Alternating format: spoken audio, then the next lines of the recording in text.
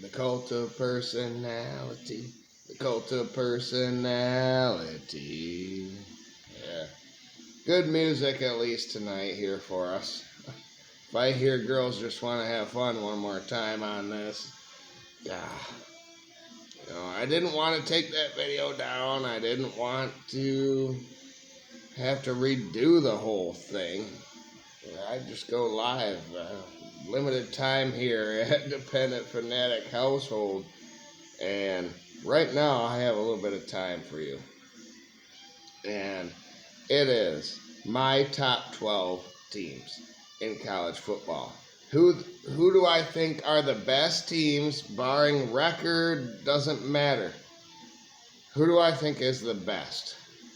And that's what I'm going to tell you right now. And then there will be a playoff prediction. I'll seed my top 12 teams in what order they should be. Remember, conference champions. The 4 highest ranked conference champions are 1 through 4. That's determined already. So that leaves teams like Texas and Ohio State getting a lesser seed than what they are actually ranked. So keep that in mind. You gave me 5. You gave me 5 in your God's name. I'm every person you need to be. Oh, I'm the cult of personality. I'm the cult of.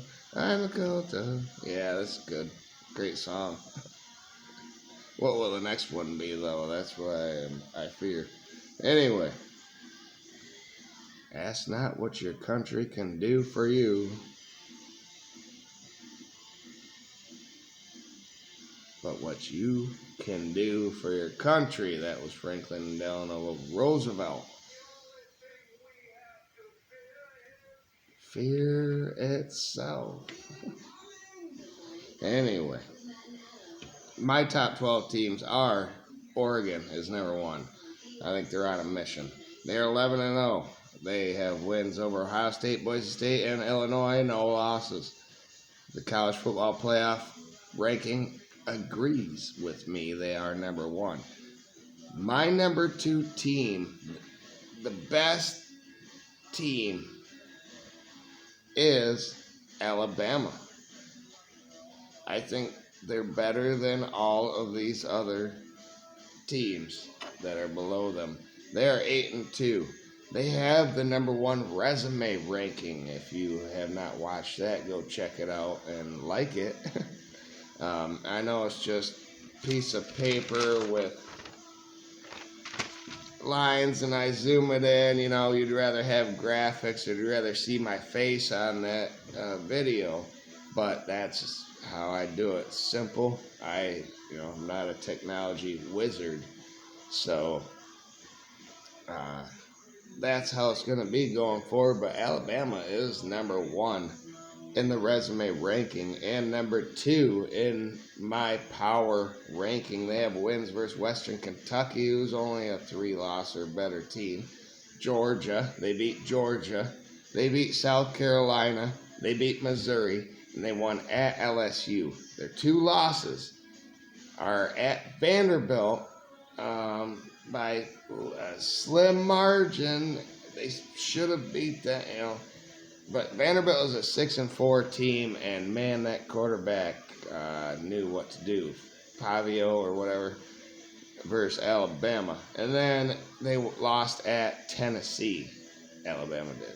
So them were their 2 losses. With the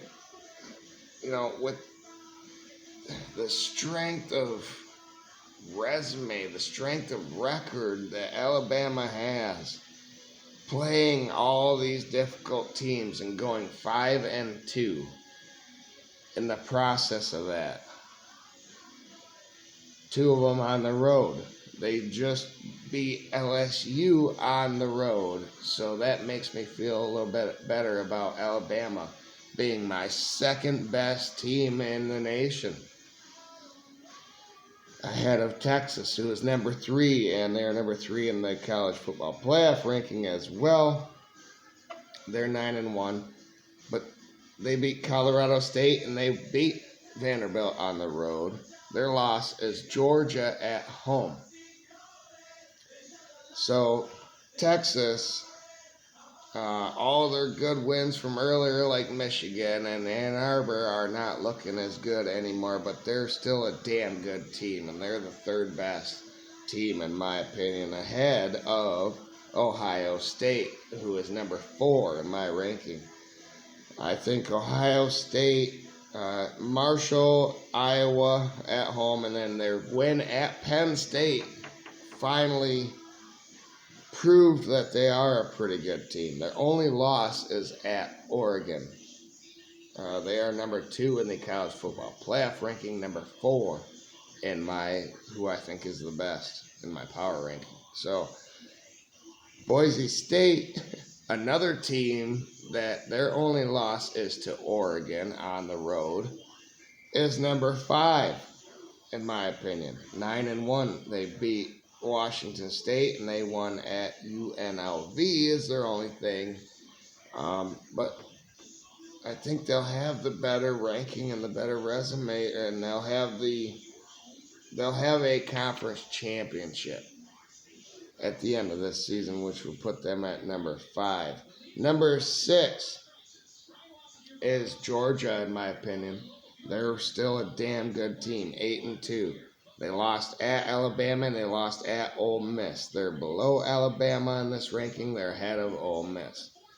Why? Because they beat Clemson, they won at Texas, and they beat Tennessee. So there's nuance. It's not just head-to-head here, for me anyway. You have to take the schedule in totality. And then Penn State is number 7 for me. They're 9-1 right now. Their only good win, though, is Illinois at home. That's it. They lost to Ohio State at home. So they're going to be another 10-2 Penn State team, which I think is good enough to make a 12-team playoff. Number 8, in my opinion, the 8th best team is Mississippi. And they have wins at South Carolina, and they beat Georgia at home. But their losses, they lost to Kentucky at home, and then they lost at LSU, which is not a horrible loss, but Miami is number 9 because of their horrible loss at Georgia Tech. But they have good wins at Louisville and Duke. I think Miami is better than my number 10 team, which is Colorado. Now, Colorado lost them early games at Nebraska and Kansas State, but are on a tear. They won at Colorado State, who's still good. Baylor, who is still good at the moment, they won at Texas Tech. That's the one that clinched it for me. They are the number 10 team, and I think your Big 12 champion. Now, the ACC is between Miami and SMU, right? Well, I don't think SMU falls too much after that loss to Miami. They're my number 11th best team. They are 9-1. They have wins versus TCU, at Louisville, at Duke, and they beat Pitt at home. Their only loss is to BYU, and they only have one loss. But their loss was to Kansas, and that took them way out of my rankings. Kansas at home. It's terrible. But SMU, that's why they're better than BYU now, in my opinion. All right. Notre Dame gets the 12th spot, in my opinion. They're going to go 10-2. They're 9-1 right now. They won at Texas A&M, which keeps Texas A&M out. They beat Georgia Tech, they beat Louisville, and then they beat Navy in that neutral site in Annapolis. Their loss is terrible at Northern Illinois at home. But it was weeks ago. second week of the season. They are a different team now. I think they sneak in. The first team out, in my opinion, is Indiana. All right, but if Indiana beats Ohio State and then wins the Big Ten, they will be seeded in the top 4 of this playoff. So keep that in mind. They are not out of it at all, but I think they will lose to Ohio State, and they will lose if they get to the Big Ten title, they'll lose that game as well. But I think losing to Ohio State secures Ohio State and Oregon in the Big Ten. Indiana will be left out with 1 loss in the Big Ten because they have not beaten anybody. They haven't beaten anybody that has 4 losses or less. Let that sink in. None of my top 12 teams here that I've listed, Oregon, Alabama, Texas, Ohio State, Boise State, Georgia, Penn State, Mississippi, Miami, Colorado, SMU, and Notre Dame, none of them play each other in the remainder of the regular season. They could play, and probably a couple of them will play, in the conference championship game. And I feel, as a fan, that you should not punish a loser of a conference championship game for somebody else. The loser of the conference championship games should remain kind of where they were already slotted going into that game. They shouldn't drop much after a loss in those games, in my opinion. So here is my realistic top 12 playoff going into this postseason. First round games, remember, are played on campus. And can you imagine this first matchup where Notre Dame is on blue turf? Yes, Notre Dame would be the 12th seed, even though they're ranked number 6 in the college football playoff right now. They're my 12th best team. So this is how my playoff would go, all right? Notre Dame is the 12th seed playing Boise State, the 5 seed, who won the Mountain West.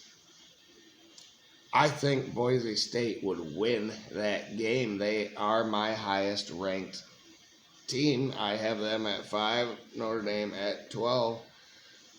The committee has it flipped. I think Boise State would win that game. All right, so let's just move. They would go on to play Colorado, the 4 seed in this playoff bracket. And it would be a West Coast matchup. Wouldn't that be awesome in the Elite 8? And I think Boise State, Colorado's only the 4 seed because they have a conference championship win as well. And it would be perceived better than Boise State's. I think Boise State wins that game. They're 14-1 now and heading to the Final Four. In the next bracket, you have Ohio State would be ranked number 6. They're seeded number 6. I have them ranked at number 4, but they would be the 6th seed because they did not win their conference championship. And they are playing the 11 seed SMU, who lost their conference championship. OSU would win that game, and they would face number 3 Miami. Miami is number 3 because they won their conference championship. They're only the 9th best team. Ohio State is much better than Miami, even though they will have a lower seed or higher, however you want to put it. Ohio State would have the 6th seed.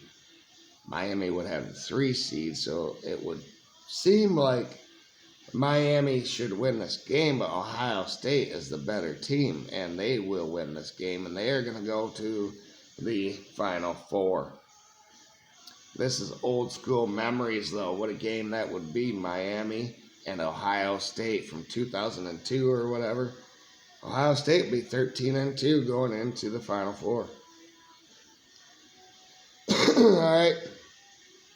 Georgia would be number 7. And they would have a rematch versus number 10 Ole Miss in the SEC. And the winner of that game gets to play number 2 Alabama. Yes, an SEC, all SEC bracket. I think it is possible. And you know what? In basketball, the Big Ten, whenever they got 10, 11, 12 teams into the tournament, there were always 4 or 5 teams in the same bracket. This is what happens when you expand it and you get all the teams in. I think this is going to be an exciting bracket. Georgia and Ole Miss in a rematch. And I think Georgia obviously wins this game. I think they are better than Ole Miss, even though they lost to Ole Miss. It's hard to beat the same team twice, especially on a neutral site. Or no, this would be a home game for Georgia. So Georgia wins this game, and then they get to play Alabama again. And like I said, it's hard to beat the same team twice. I think Georgia learns from that game and beats number 2 Alabama, and a 7 seed is going to go to the playoff as well. So I think the 5 seed, the 6 seed, and the 7 seed are going to go to the Final Four, that is, after a rematch there. The number 8 seed would be Texas. Now, I think Texas is the 3rd best team in the nation. I already told you that. They will be playing Penn State, who I think is the 7th best team in the nation. They will be the 9 seed. So 8 versus 9 will play number 1 Oregon, and I think Texas beats Penn State. And then Oregon is going to beat Texas. I've struggled with this, a Big Ten SEC clash. One of the only ones here, I think the only one in this playoff. And I think Oregon is they're destined to go to the Final Four at least. And that's where it is. The Final Four is Oregon versus Boise State in a rematch of that game in week 2 for them, of that 3-point game. And then number 6 seed, the number 6 seed Ohio State versus the number 7 seed Georgia in a rematch of 2 years ago in the playoff where Harrison got hurt, or someone got hurt. One of their wide receivers got hurt, and Georgia won that game. So the semifinals will be Oregon versus Boise State, and I think Oregon will beat Boise State again, especially in this stage in the season. I feel like Dan Lanning and Phil Knight and the whole program is on a mission for their first national championship this season, and they won't let Boise State ruin that and play for their own first title. Number 1, Oregon wins. Georgia will prove to Ohio State that they are once again a better program, and Ohio State won't want to keep Ryan Day. I mean, wide receiver isn't more important than offensive line and physical play. It takes everything to win these types of games. So Ohio State and Ryan Day are going to be at a crossroads here after that Final Four loss for them to Georgia yet again. The final is going to be Oregon versus Georgia. Oregon is physical enough, and the connection of Lanning to Georgia will make even more important in this game. It's going to be fire. in the national championship, Georgia versus Oregon. Georgia has won the last two of these, has won two of these lately.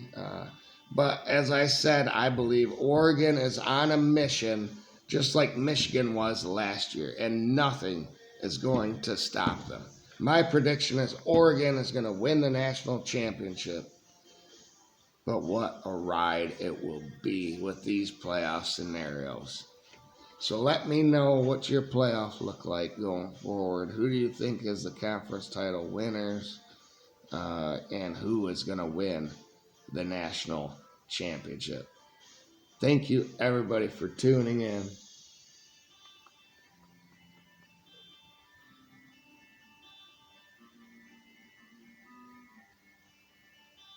Finally, a good song as I'm leaving you.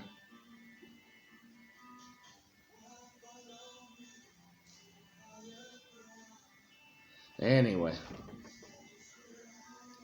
Oregon is the best team in the nation. What do you guys think of my top 12 as well? Oregon, Alabama, Texas, Ohio State, Boise State.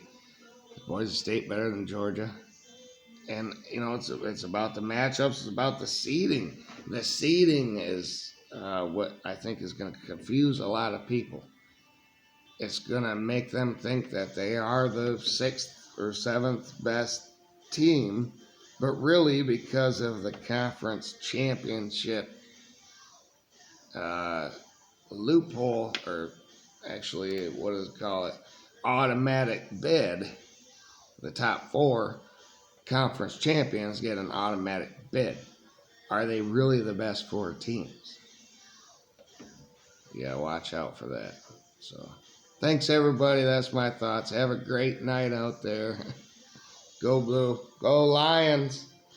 Go Lions, baby. Have a great night.